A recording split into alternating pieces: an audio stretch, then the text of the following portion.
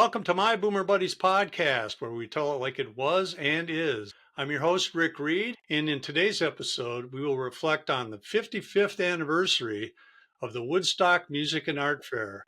What better person from the Boomer Buddies stable to have on here than my mom's favorite Boomer Buddy, Quincy Stringham. And by the way, he attended Woodstock 55 years ago. Quincy, welcome to the show. Thank you, Rick. Glad to be back. Quincy brought a very special friend and guest, songwriter, performer, founder of Runaway Express, Mr. Jim Ratts. Welcome to my Boomer Buddies podcast.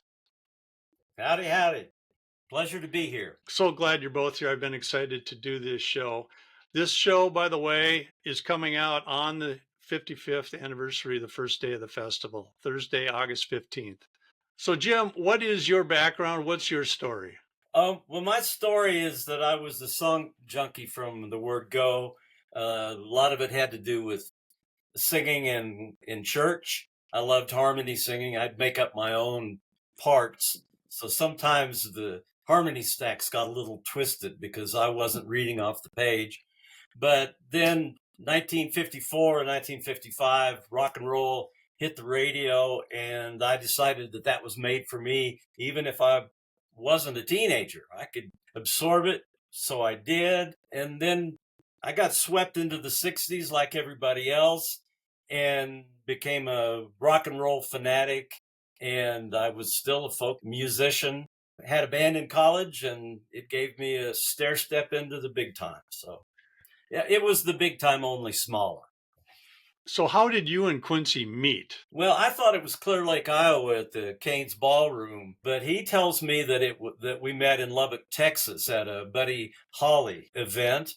And it just seems like that as soon as we started talking, we found so many reasons to keep talking and keep talking. And here we are, continuing to talk. As I recall, Jim, you had just released the Oh Buddy CD, and being with me considering Buddy Holly kind of the source of my beginnings in rock and roll, I ordered this from you online, and you had your contact information on the CD. And I thought, well, this sounds like an interesting thing. So I just did totally out of character. I called the number, and you answered the phone. I said, oh my gosh, I answered the phone. And we, an hour later, we were still talking. And, I just kind of went from there. And then I suggested, I said, we had this upcoming festival in Lubbock that we're going to be attending because we had the CD that would win a dance party that it came out of our winter dance party, but it was the fall Buddy Holly's birthday music festival every year down there in Lubbock. And you decided to come down. And that's where we actually met in person. There's something about talking to somebody for hours and hours and hours on end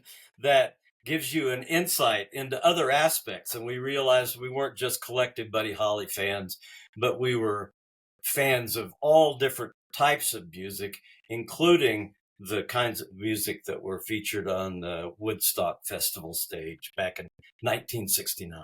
Now, Jim, I heard the production that you did on Woodstock. Beautiful. It recreated so much, even what they said in the background, Wavy Gravy, all those people. You really captured Woodstock. And I understand you've redone it since then. So you just get sick of your production and say, I can do that better? Or what was the reasoning for redoing it? It's totally the other way around. I'm so in love with my production. I just want to elevate the places that don't live up to the places that are great. And I'm obsessive about that kind of thing.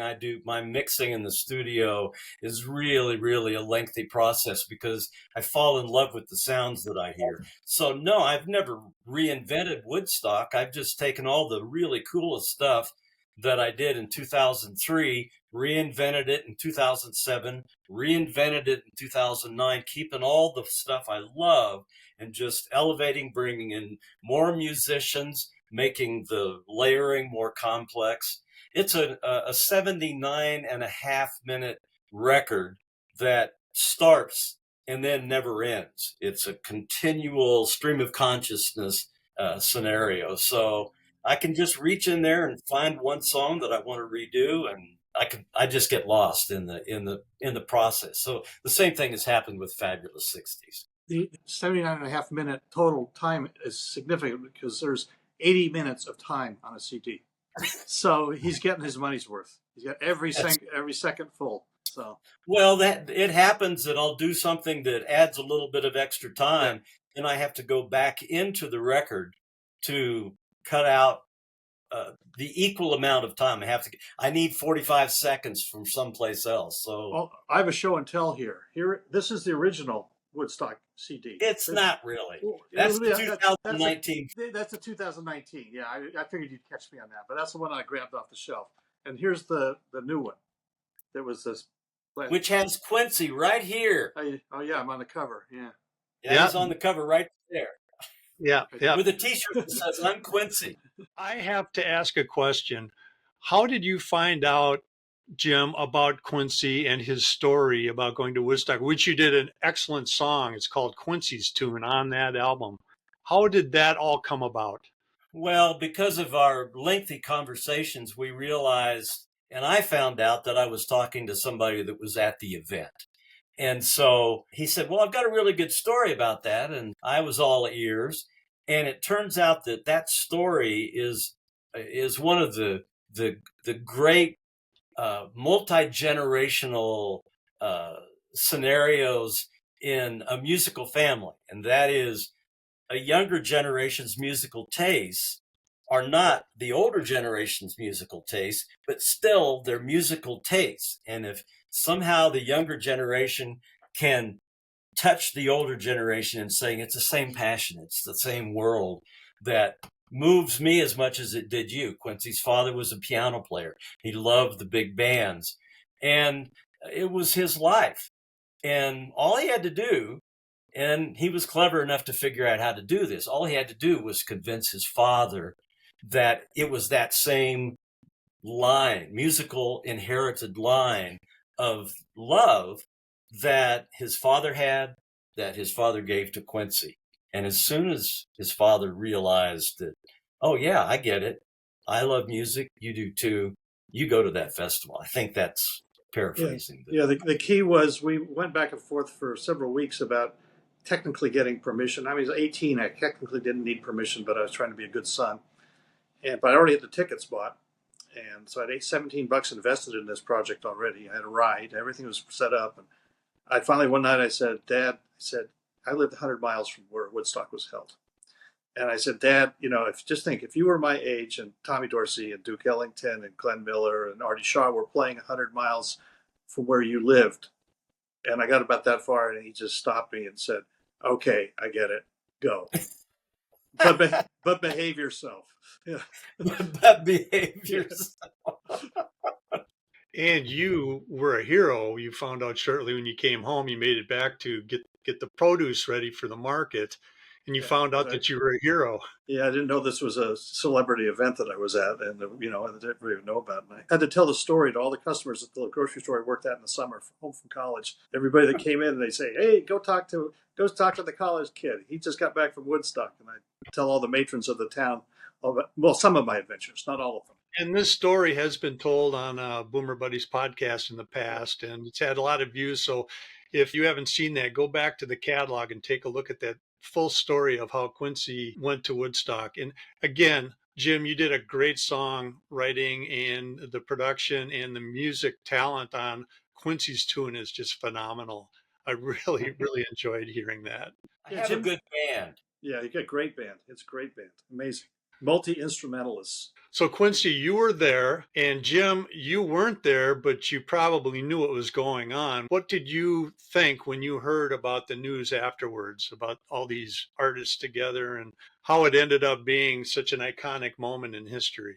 Well, the truth is, I did not know when it was going on. And the reason is, I was in the in crowd at Texas Tech University going to college. So all those people knew about this stuff. But I took a break for the summertime to go farm with my dad, drive a tractor and work in the shop and so forth. So I was unplugged. So during that time, during that weekend, I was on the tractor and I was living the farm life. And then Look, or Life magazine came out with all these iconic photos. And I saw myself in the crowd and I'm going, oh man, I missed this. I need to know more about it. So I've spent a lot of hours trying to learn about it. And here we are 55 years later. Because it's iconic, people still remember it. We're all older, And hearing Quincy's story, how we met and everything, the music and the baseball association we had made it easy for me to have conversations with him. And when he told me he was at Woodstock, I was in awe and I couldn't get enough of that story. So, what do you think Woodstock, now 55 years later, what did it mean to our society? Did it change anything? Go ahead, Jim. Well, a couple of things. Number one, the festival itself defined a generation, and I still contend that generation had really positive elements to it that every generation should adopt.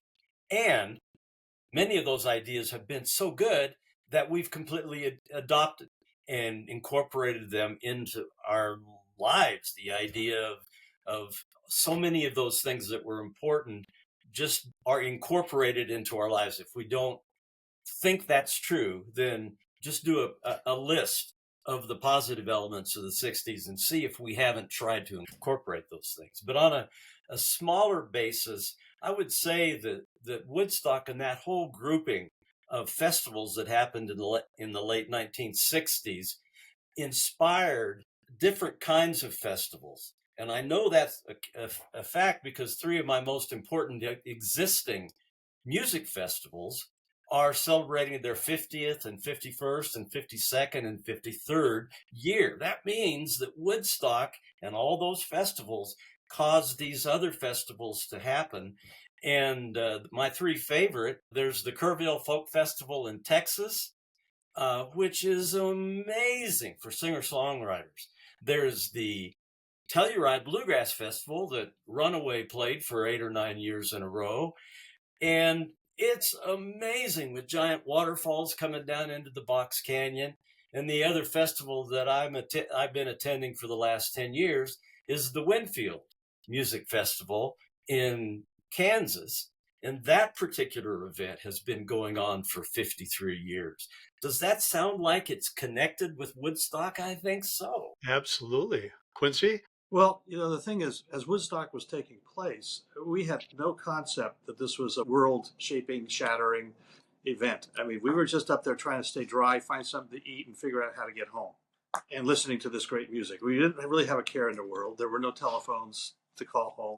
We were just kind of in a cocoon up there, living our thing for the weekend. Was it something we would remember 50 years later? Of course not. It was 3 days of music. That's all we thought about. And as I've gone on and grown older, it really has sunk into me, like what Jim has said, and some of the ethos that came out of that, and just 400,000 people getting along. I mean, there was essentially no fights. There was no violence. It's that cliched 60s peace and love, but in fact, everybody was getting along. Even when the conditions were not wonderful, it was hot and wet and rainy, and the acts were late getting on stage. There was all sorts of logistical challenges. But, we just all took it in stride. But I think for me, it wasn't until after, a little perspective of getting home and even as years have gone by and realized, like Jim said, what an impact that thing has had on society. And on, well, obviously the people that were there, but just the people that weren't there that have read about it and seen the movie, and just, it kind of symbolizes an era. It was never replicated in and of itself. They've tried to, and like it's capturing lightning in a bottle. It's almost impossible to do. So I was just fortunate to be there. I first realized it was a big deal. Inkling of it was I got back to New York City at 4:00 in the morning, caught a cab from the Port Authority over to Grand Central to catch a train, and the cab driver, who was about our age at the time, just a young guy driving it, he had the New York Daily News on the front page, and and I looked like I'd been someplace, so I was kind of muddy and had jeans and a duffel bag with me, and looked like I'd been someplace. And he said, "Hey man, you been to Woodstock?" And I go, "Yeah." And he goes, "Oh, he wanted to know all about it." He showed me the paper with the headlines and stuff, and I had no idea. There was any big deal. And so that was my first inkling that this had made an impact on more than the people that were just there. And so the festival, like Jim, you said, it spawned a lot of other ones. It probably spawned a lot more people to form bands too, I would imagine. Quincy, did you have a band before Woodstock? I did, yes. I started at about 15, and we played songs like Hang On Sloopia and Gloria and For Your Love and Till the End of the Day and all the classics of the era. We didn't play Beatles songs because they had all those funky chords in there that we couldn't play. we pretty much stuck to the trifecta of the 1, 4, and 5, you know. And you're still So, yeah. playing today. Yeah, now I can play those funky chords. I have advanced a little bit, yes. I also realized that how difficult it was to be a serious musician. So I actually had a real job my whole life and just managed to work it in on the side and play in bands most of my life and still do to this day. So it's been a wonderful addition to my life. You know, I recognize my limitations, but I've had some incredible experiences. So it's all been good for me. Jim is a consummate professional musician and songwriter. He's a different species than me. I think I've maximized my experiences. I've been really happy. So, yeah. And Jim, when did you start playing in a band? Well, it was in college, and at that point, it was mainly the 3-part harmony that I wanted to celebrate. And I enjoyed having a lady in the band too. So we had an auxiliary string bass player and then the 3-part harmony with 2 guitar players. And that was the band that really allowed me to go into the world of professional show business. And we carried that thing on for 6 or 7 years after I graduated. And at that time, I realized that I could either take pictures and be a photographer, or I could learn how to use a recording studio. And as soon as I learned how to sing 3-part harmony with myself, I decided that I'd set my camera aside. So starting recording in 1980, then I made my own records and have had clients ever since. Are you still performing? Is Runaway Express still together? We certainly could be. We're doing very little of it. This Winfield Music Festival is the main musical event that I'm performing at these days. But we do shows every now and then. I get the guys down in the studio, so we're performing, but mainly for mics and not audiences. Are you still writing songs? Right now, I've got a new album that I'm ready to launch, which is a retrospective original songs that I recorded through the years and have written. And so I'm just paying tribute to old friends of mine that gave me the strength and courage to call myself a songwriter. Howling at the Moon is a song that Quincy told me about. That's one of yours, correct? It is. I gave John McEwen songwriting credit. In reality, I'd had that recorded a couple of years before we were working with him in the 1980s. He helped with the arrangement. But Sam Bush helped Wild Jimbos, Jimmy Ibbotson, Jim Sailstrom, who recently passed away, who was in Dolly Parton's band, and myself with the Wild Jimbos. We had an MCA record deal in 1992. There it is. There's the Wild Jimbos.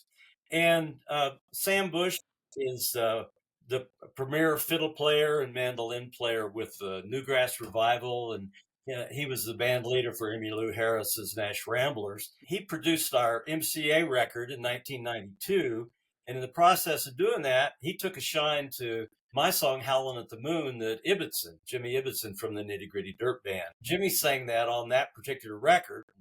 Love that version of it. And while Sam was producing this, he took a shine to that, so he decided to do that with his band, released it in 1999. It made the top 5 bluegrass charts for about 6 months, which was really great. So that's a fun story to tell about a song that, I just would have needed to have written anyway. That's awesome. And you've met so many amazing artists in your day as well. You named quite a few of them there. That's pretty impressive. You also, when we talked on the phone the other day, you mentioned that you had Richie Furay over from Poco and Buffalo Springfield. That piqued my interest because I really love his stuff. It's just everyday people, right? That love music, when you share a common bond, when you share a love for music. And you talked about the Buddy Holly experience. We did a show on the Winter Dance Party, Quincy and I. Quincy, you told a story about some of the CDs that, because you're moving, you were looking to offload that, and somebody saw our episode down in Texas. That's a pretty cool story. Yeah, actually, the management of the Buddy Holly Center in Lubbock had seen the podcast. We were talking on the phone with him, and he says, "Did you do a podcast recently about that?" And I said, "Yeah." He said, "Oh my gosh, I saw that. I saw you on that." So who knew, right? No, it wasn't a family or friend. Yeah, exactly. That saw it. Well, I want to get Jim, I want to talk more about the projects that you have done over the years, a website maybe that anybody watching wants to get to know your work better. If you want to tell us about that now and a little background on Runaway Express and your other projects, I think that. I want to interject something right now as a plug for Jim. If any of you, he's alluded to his love of harmony. If any of you want to hear superlative harmonies, listen to Runaway Express and Jim and his. It's absolutely, it borders on ethereal sometimes. It's just wonderful, and the songs are good too. But but it's really fun to listen to because he's a master at blending vocals. Let's listen now to Jim Ratts and his composition Howlin' at the Moon with his band Runaway Express. Take a little time for sunshine and take a whole lot of time for love. Take time to praise and thank heaven up above. Take your life as it may come, 'cause boy, it'll be gone soon. And take a little time for howling at the moon.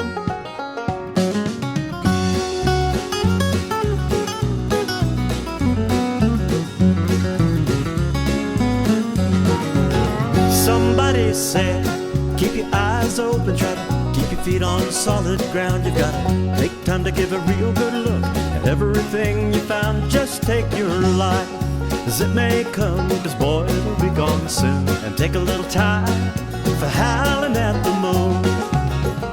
Take a little time for sunshine, take a whole lot of time for love. Take time to praise and thank heaven up above. You gotta make music, raise your voice with joy every day. You've got a lot to live for, you've got a lot of time to stay.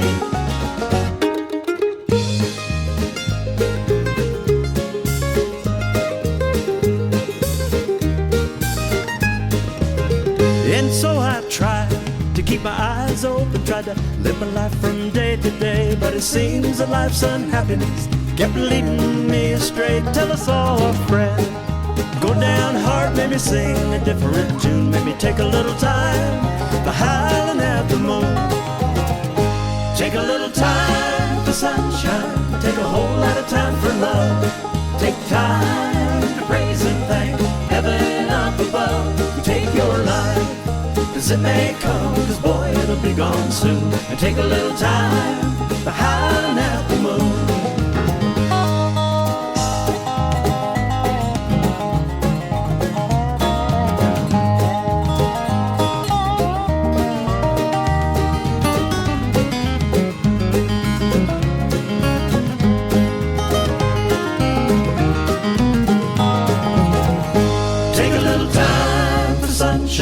Take a whole lot of time for love.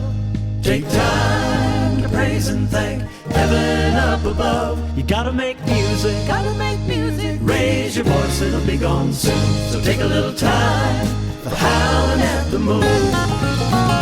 Take a little time for sunshine, take a whole lot of time for love. Take time to praise and thank heaven up above. Just take your life as it may come, 'cause boy, it'll be gone soon. And take a little time for howling at the moon.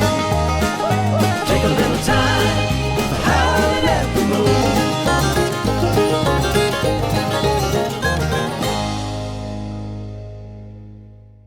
Quincy, you didn't lie. That was fantastic. Jim Ratts and Runaway Express. Jim, would you say that bluegrass is your favorite genre of music? No.